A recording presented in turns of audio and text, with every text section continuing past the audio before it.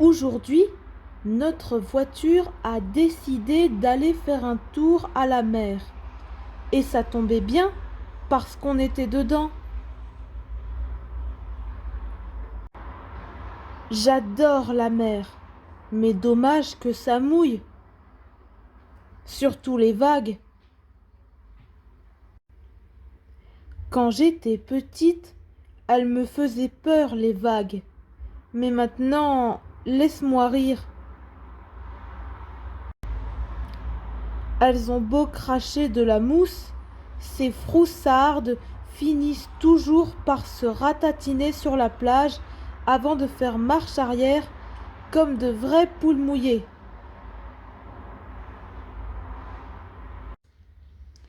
J'aime aussi la plage, mais dommage qu'elle soit pleine de sable. Quand mes pattes ramènent un peu de sable à la maison, on me crie que c'est sale et qu'il va falloir passer le balai, alors que sur la plage, il y a du sable partout. Mais bizarrement, ça ne dérange personne. Pourtant, le sable, ça gratte, ça colle aux poils et ça n'a pas bon goût. Mais faut reconnaître qu'on peut facilement creuser dedans. Et ça, au moins, c'est rigolo. Les plages présentent aussi l'inconvénient d'être envahies de vacanciers qui font toujours des tas d'histoires. Par exemple, dès mon arrivée, j'ai fait un trou dans le sable et notre voisin de plage est venu se plaindre que c'était dangereux parce que si un enfant tombait dedans, il pourrait se faire mal. Mais le monsieur a dû repartir parce que sa fille avait creusé un trou et que son petit frère venait de tomber dedans. Un peu plus tard, j'ai fait pipi sur le sable et le monsieur est revenu crier que c'était pas hygiénique. Mais il a dû repartir parce que son petit garçon faisait pipi sur sa sœur pour se venger d'être tombé dans le trou tout à l'heure. Un peu plus tard, le vendeur de beignets est passé devant nous en poussant son fameux cri. Chichi là, chichi là. Ma bouche s'est mise à baver et ma queue à battre comme un essuie-glace. Ah non, pas de chichi, a dit Gaspard en me faisant de gros yeux. Chichi est là, a répété le vendeur, comme une provocation. Alors, je me suis mise à pleurnicher. Pas du tout parce que j'étais triste, mais parce qu'en pleurnichant, j'agace et qu'à force d'agacer, j'obtiens toujours tout ce qui me plaît. Tais-toi, a grondé Gaspard en tapant le sable avec son pied, alors que le sable, il avait rien fait. Mais j'ai continué à pleurnicher très fort, de plus en plus fort. Et finalement, Gaspard a acheté un chichi. Ma queue s'est remise à battre en projetant des paquets de sable sur notre voisin, qui, cette fois, bizarrement, n'a rien dit.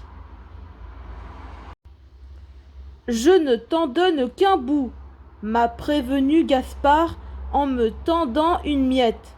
Sinon tu vas tomber malade. Comment ça, malade? J'ai crié.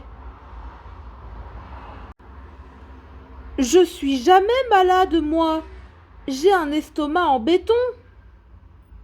La preuve, un jour, j'ai mangé un caca de chat et j'ai même pas eu mal. Hélas,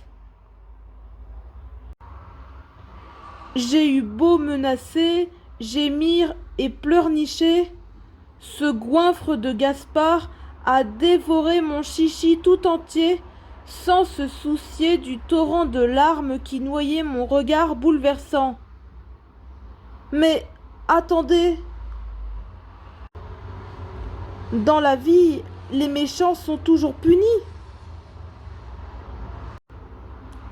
Et vous allez voir que la fin de l'histoire confirmera cette morale que j'apprécie beaucoup étant donné que je suis gentil. Or donc, après avoir ingurgité mon chichi, Gaspard a décidé qu'on irait faire un tour sur l'île d'en face. Bonne idée! Alors hop, on a pris le bateau. Ohé, ohé, matelot! Le bateau, c'est une invention super pour aller se promener en mer quand on n'est pas un poisson.